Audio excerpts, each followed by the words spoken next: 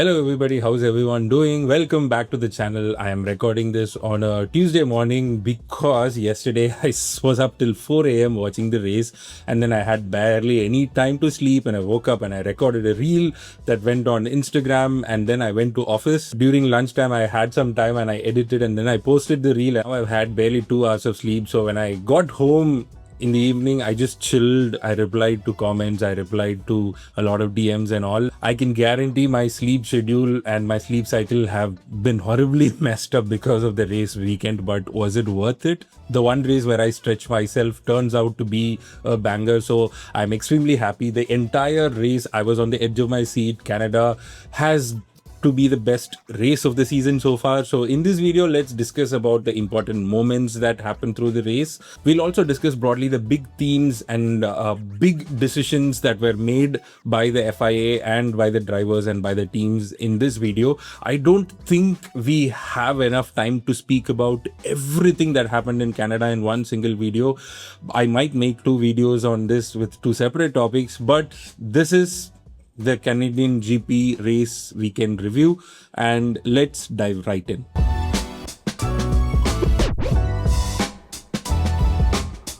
Let's start with the biggest talking point of the weekend. Okay, see, Mercedes Silver Wars are back after 10 years. We had spoken about this in our weekend preview as well. With all due respect and without throwing any shade to the achievements of Kimi, I do believe, with the exception of Miami weekend, George is on an unlucky streak. But Canada was supposed to be that weekend that changed everything for George. George has history on this track. He has won here before. He has gotten multiple poles here, and the sprint race was a great start to the weekend. He got the pole in sprint qualifying. The sprint race went much better for George and Mercedes, to be honest. This was the first race of 2026 where they started the race from the front row and continued to be in the lead by end of lap 1. Every other race, it's either the McLarens or the Ferraris jump and they lose the lead in the beginning, and then they fight and climb back up. George was leading comfortably, and then the charge from Kimi came. Kimi genuinely looked like the faster car, because if they both had the same pace, right, it would have been a stalemate. Nobody would have closed the gap. But somehow Kimi kept finding pace to close the gap to George multiple times. By lap 6, we had the first real attempt from Kimi, and at the hairpin, Kimi got the entry and the exit wrong, so he just had to go on the grass. Russell kept the position, and a few corners ahead, Kimi tried again, dive bomb on the outside, locked up, went into the grass. Norris took advantage and took P2. And we got to hear from Toto, and I think this line is going to be iconic. He literally asked Kimi Antonelli to stop moaning. Lol.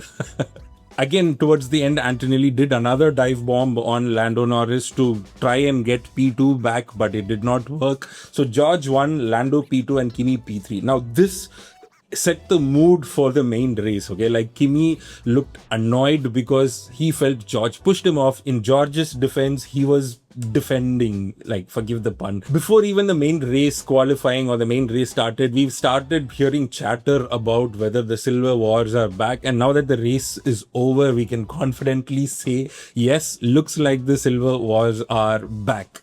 Now let's discuss what happened on the race day. George is starting from pole, but there was a big blunder that is brewing behind him. McLaren were starting on inter tires. We will get to the fate of McLaren in a bit, but Mercedes cars, again, have never launched well at the start of the race, and the same thing happened. Lando got the better launch. Kimi got a better launch too, relatively, compared to George, and that was probably the start of George's problems, because we saw how aggressive Kimi was driving from second place, and now Kimi is going to defend as much as possible, right? So within a couple of laps, obviously McLarens were busy ruining their race. They've realized that even though Lando was at P1, they realized they were on the wrong tire, so now they are pitting in to get into slick tire. So from lap 2 to lap 30, Kimi and George were on each other's tail. plenty of back and forth. In fact, the race leader changed 9 times between George and Kimi. They both locked tires, they were making mistakes, giving up the lead and taking it back. But throughout the battle,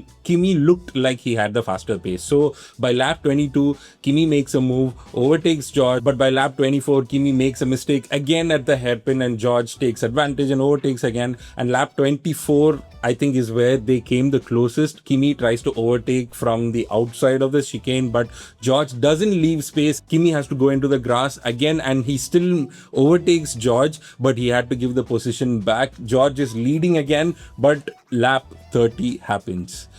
Oh Lord. Even thinking about it now makes me feel sad. Like, I felt gutted because we were watching such an incredible, amazing race battle between the two.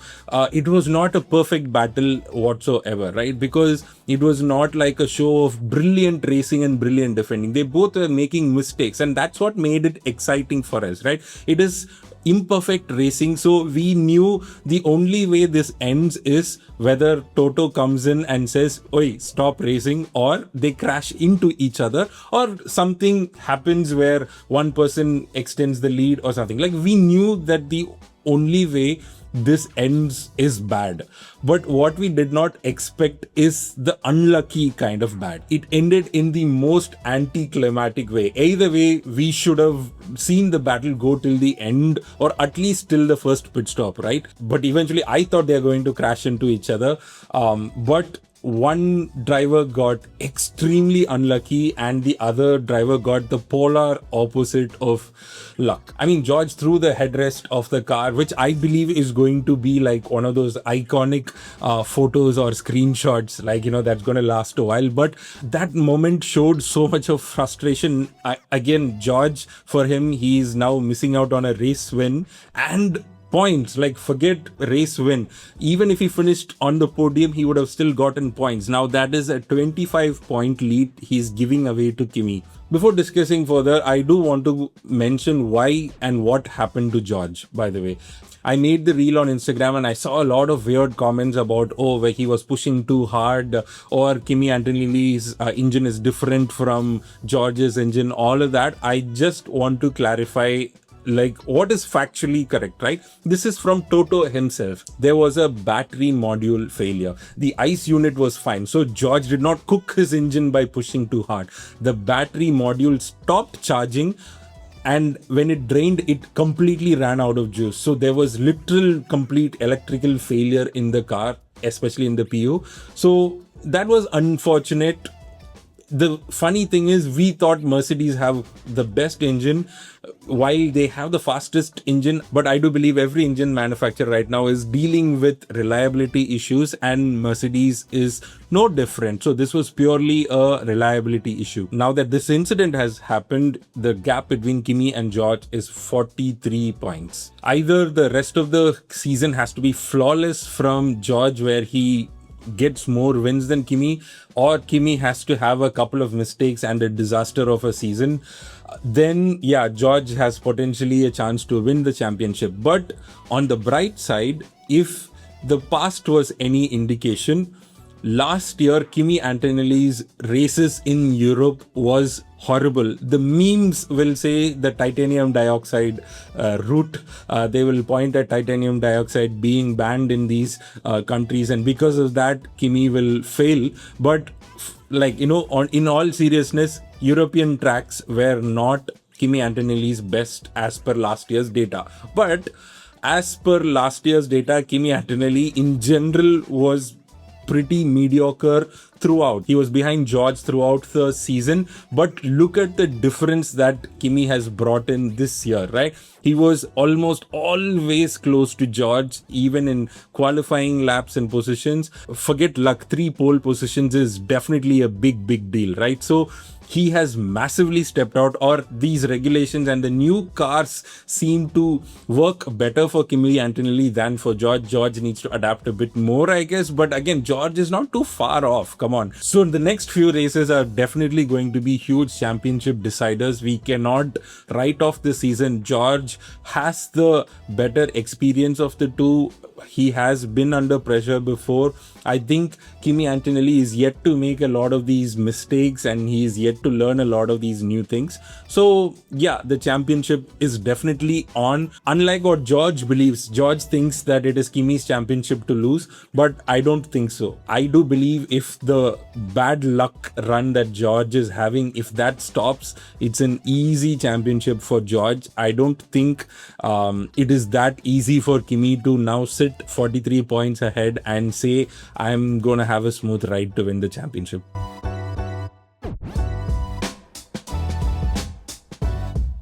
Also here, I'm going to say something very, very controversial, okay? Some of you are Kimi fans, or rather, like between the two of them, George and Kimi, you support Kimi over George.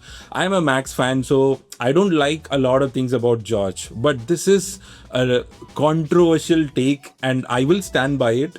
I feel like Kimi winning the championship stands against everything I believe how life should be, okay? See, I don't hate Kimi, okay? Let's get that out of the way first. Why am I saying this? See, to get into F1 as a driver, it is a massively expensive affair, right? There is money, there is politics, there is sponsorships. So there is plenty of difficulty for even talented drivers already to get into F1. So usually when the really talented drivers come into F1, they start in like the academy program, and then they eventually get promoted to a midfield team, and then they get promoted to a bigger team, sometimes very quickly, sometimes they never get promoted. They always stay in the midfield team and they have like their career fizzle away, right? George is the perfect example of somebody who's followed this route and is been waiting for his turn to shine, okay? Lando, Alex, George, Leclerc, all of them either were part of or is currently part of a team that is fighting for championships, right? So George is one such talent that has been waiting for a while and has been loyal to Mercedes.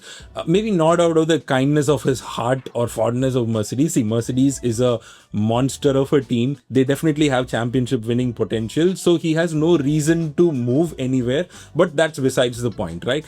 And then comes this 18-year-old kid, okay? Toto's choice, Toto's favorite, walks straight into the rocket ship, okay? No paying his dues in Williams or Sauber or Stake or Alpine or any of the customer teams, okay? Comes straight into the rocket ship, hasn't matured at all, is still a teenager, is still a kid, makes aggressive mistakes, but somehow the team is very forgiving. And because of all of that, he genuinely gets a shot at being a champion. That easy, that quick, at 19 years old. See, I'm not doubting Kimi's driving talent, but I'm also saying everyone in the grid, like maybe an exception of a few, are if not more talented, equally talented as Kimi. Till now, we've not seen Kimi do something so extraordinary. None of the other drivers on the grid have done it before, or like none of the other drivers can do what Kimi does, right? We've not seen that kind of an extraordinary talent. He's being given a rocket ship and he's using the rocket ship. That's it. Plus, I still don't believe Kimi has convincingly beaten George even in this season. Out of the last 4 races, 3 of them were genuinely luck in favor of Kimi and bad luck in favor of George. Just look at the amount of fortunes and favor and luck that needs to align for a teenager to come into the sport so early, get into a rocket ship, and then have all the luck in the world to beat a much more experienced teammate, where the teammate isn't even driving bad, he is driving his best. It just doesn't feel right for me. The world championship, winning the Formula 1 world championship cannot be this easy. I feel like I'm coming across as a hater.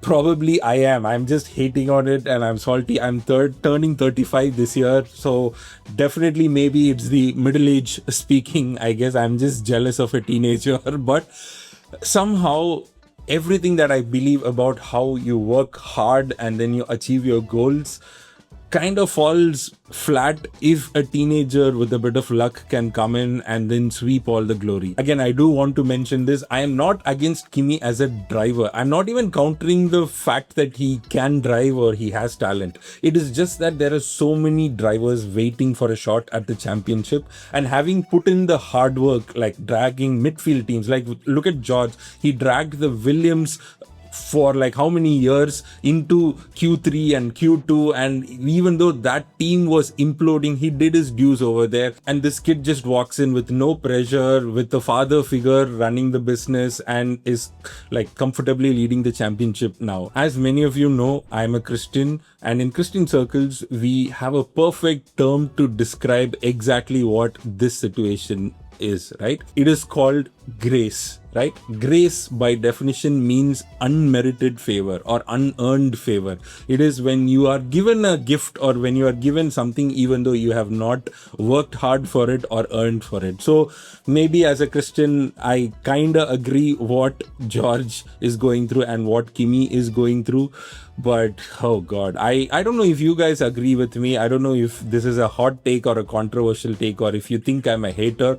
I'm trying not to be a hater, but genuinely it just doesn't sit right with me. But again, please share your opinion in the comments. I would love to know if I'm wrong, or maybe I'm just a bitter 35-year-old who's crying sitting in my room. Also, another thing that I noticed is as soon as George crashed out, I think there was just a drastic change in the telecast, because they never showed Kimi after that, right? Kimi was on his own race, and then we got to pay attention to all the action that was happening behind, because obviously in a telecaster's point of view, what happens in the front of the field is slightly more important to telecast, or it takes priority compared to what's happening behind. So once the fight between Kimi and George was done, we got to see sometimes even the replays of Alex and Oscar's crash from lap 10 or something was shown much later. Why? Because there was just so much action, there was no time to actually show properly, or maybe the telecast was rubbish, I don't know. But after George and Kimi's racing was done, we got to see a lot more of what was happening in the back.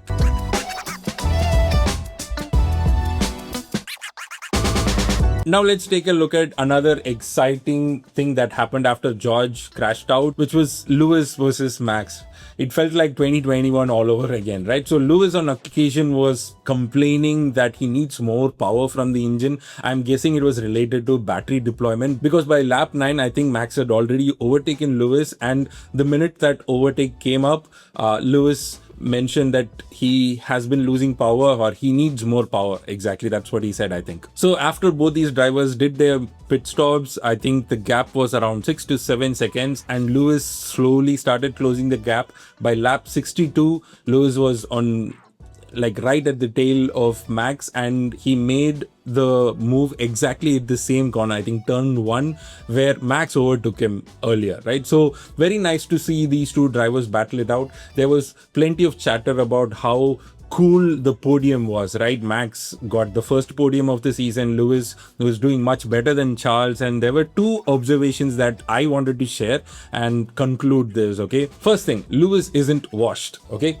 He still isn't used to Ferrari's way of doing setups. He mentioned that he's clearly going to ignore the simulator this race, and he's going to try doing things based on his feel. And look how that worked out for him. Lewis earlier in the week also debunked and shut down any sort of rumors by saying that he was going to stay for a few more years at least, and now he has even made that statement solid by getting a podium. So is the 8th World Championship coming? Maybe not this season. I don't know if it will ever happen, but the man still has things left. He has things to prove. So I'm happy he's not done, okay? Point number 2. I'm happy Max is on the podium. He got his first podium of the season. He has had a tough set of luck, not because of his own doing. Some people say it is because of the number 3, that some people being me in my last video. I am happy that he got his first podium, and I'm happy for the first time this season luck was on his side, and that is my point. Max got lucky with the McLarens and how their race turned out to be, and how George's race turned out to be as well. If George and McLaren never had all of these issues, he would not have been on the podium. The Red Bull is still the fourth fastest car on the grid, and Max knows this. In every interview he gave, he mentioned that the fact that the podium was kind of like a surprise for him is because George didn't do well and the McLarens also dropped off. So Red Bull clearly have a lot more work to do. Max would not have gotten the podium if McLaren had started on the right tires and if George's engine didn't give up. It would have been a depressing race for the Red Bull, but it wasn't, which is fine. But let's not get carried away by saying Max is back. Okay, I don't think Max ever left, but Red Bull are so far behind. We have to root for Red Bull to get their stuff together and figure out the car, basically.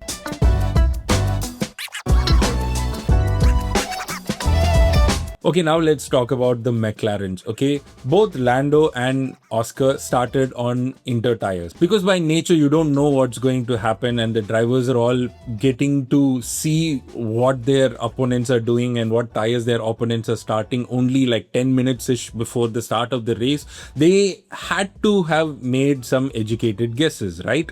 Everyone has the same data. They all went out on the track. They all went and gauged how slippery the track is. There was rain 10 minutes before, all of that, right? So in hindsight it looks like an obvious mistake, but understand these are smart engineers who are sitting in the room and they have enough data. And more than that, if there is not enough data, all teams don't have the same data, right? So it's not a calculated decision to an extent. It is a gamble. It could be a calculated gamble, but it's a gamble nonetheless. See, the weather has been so unpredictable. Even in Miami, it never rained. In Canada as well, we predicted a rain, but it didn't happen. McLaren weren't the only ones who were on Inters as well, right? They were the only ones who were on the Inters in the top 10. So basically, if you're starting outside of the top 10, when you do a gamble and if it works out, you get into the points. And if you don't gamble, it doesn't work out and you're still not in the points. And if you do the gamble and it doesn't work out, you're still out of the points and you never started in the points to begin with, right? So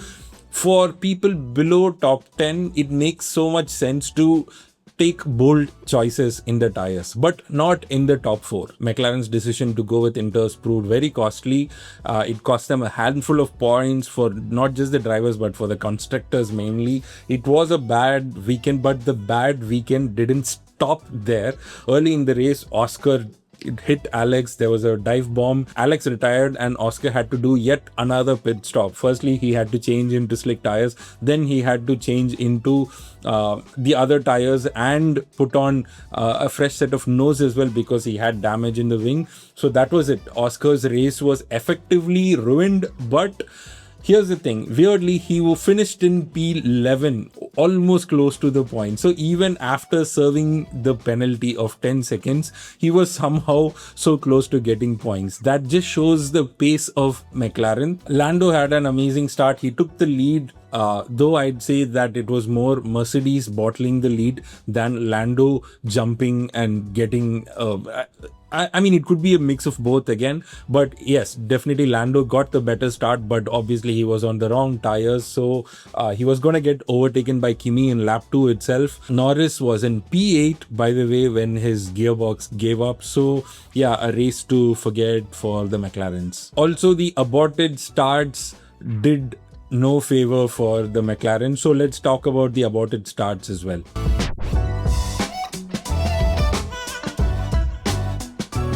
So I saw a clip of an interview of Aborted in the parade lap where an interviewer asked him what tires they were planning to use, and Aborted replied, so if it was raining, they'll go for wet tires, and if it is dry, they'll go with dry tires. I think that is some Will Buxton level of philosophy, but the poor boy jinxed himself so much because the gearbox didn't even start right after the formation lap was over. So at this point, let me stop and clarify some things, okay? There were some assumptions and doubts that were shared, especially on the flow of events. So let me break this down. Let me break down how the formation lap went step by step so everybody's on the same picture, right? Earlier this year, there is a small change that was proposed for 2026 start procedure, which was that once the formation lap is done and the cars aligned on the grid, there would be a 5-second-ish gap that was given for every car to rev and spool up the turbos, right? So it is at this moment Arvid realizes that he's not able to engage the gear. There is a problem with the gearbox. So frantically he waves his hand saying abort. Why? Because if the race starts and everybody's accelerating and he is stationary on the grid, it is going to cause a massive accident. And that is one of the downsides of this entire regulations and these kind of starts, right? We've been complaining about safety a lot. So Arvid does the right thing, which is he waves his hand and the start is aborted. Anytime when a start is aborted, the tires get cooled, right? Like the whole point of a formation lap is to warm up tires and see and gauge the track. So anytime when a race start is aborted, you have to do another formation lap. In this case, the formation lap started and Arvid was being rolled back into the pits and the pit entry was a little behind, so he had to be dragged in reverse. But by the time all of that was done, one formation lap was already done, because Canada is in general a shorter circuit. So because of that, the formation lap lasted 2 full laps instead of 1 lap, right? So now in this 2 laps, Oscar and Lando realized that, yeah, maybe this is not the right tire for the car. They were debating throughout the formation laps, but in the end, the engineers and Lando, I think Lando more insisted on trying out the wets, but eventually that was a gamble that backfired. But in any case, I feel bad for Arvid, because I think this weekend he had a great start. He scored a good position. He was in Q3, but it is such a shame that he didn't even get to start the race.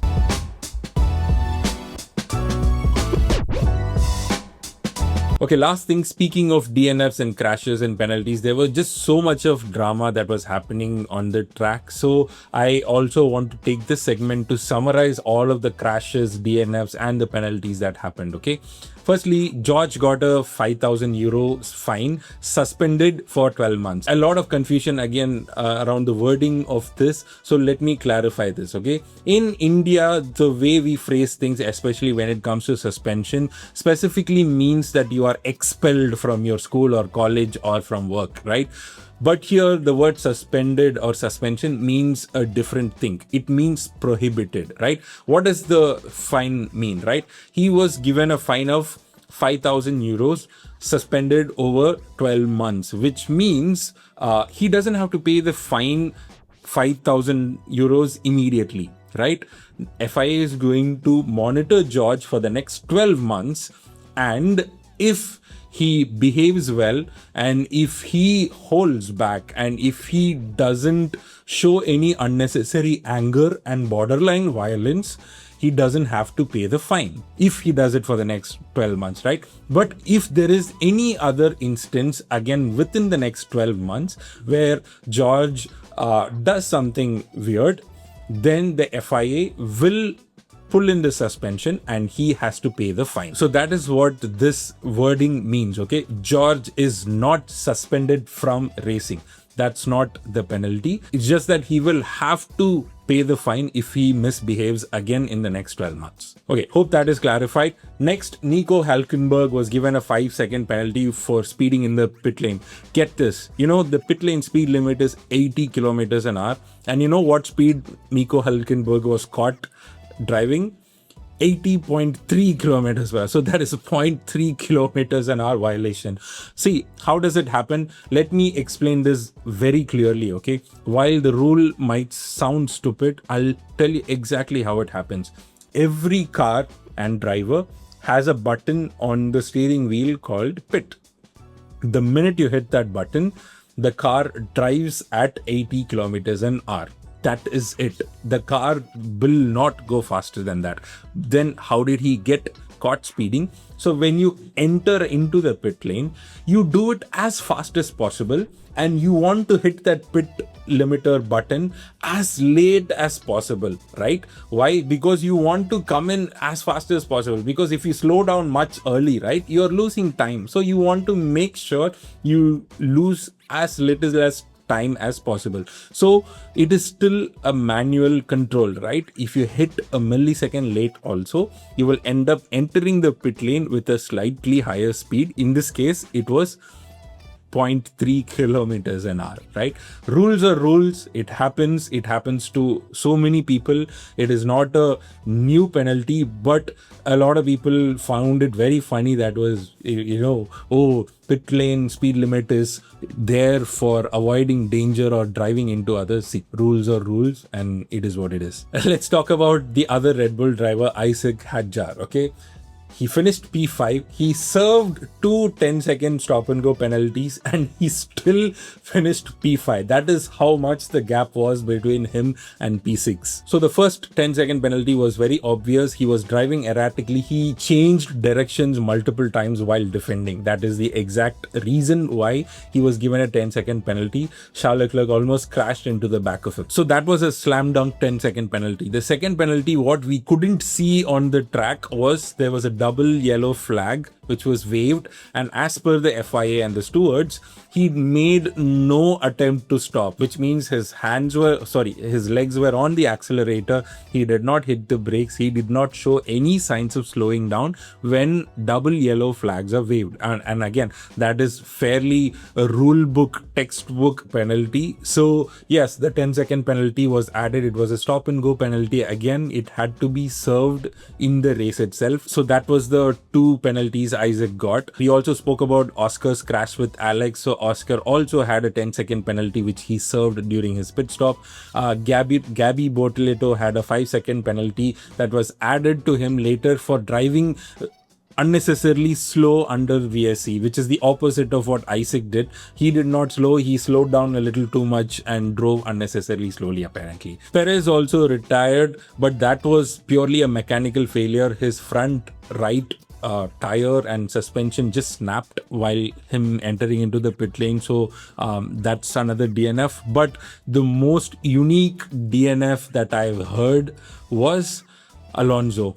Alonso retired from the race. He had been doing fairly well in the beginning of the race. He gained a lot of positions, but the Aston Martin has no pace. It went back to his usual pace, but he retired because the seat gave him unbearable pain.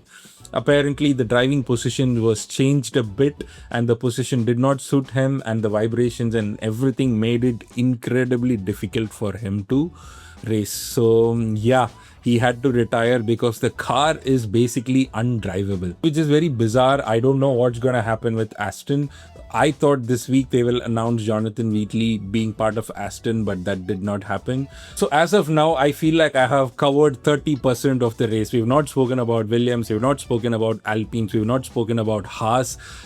I think this is already a long enough video. So every race week from now on, I want to do 2 videos after the race. One focusing on the highlights and the big picture events that happened during that race weekend. And secondly, I want to highlight all the little things and all the non-major events, the midfield teams, things that happened over there. And also, I want to mix it up with the Q&A. I asked a question on Instagram and you all gave me a lot of questions.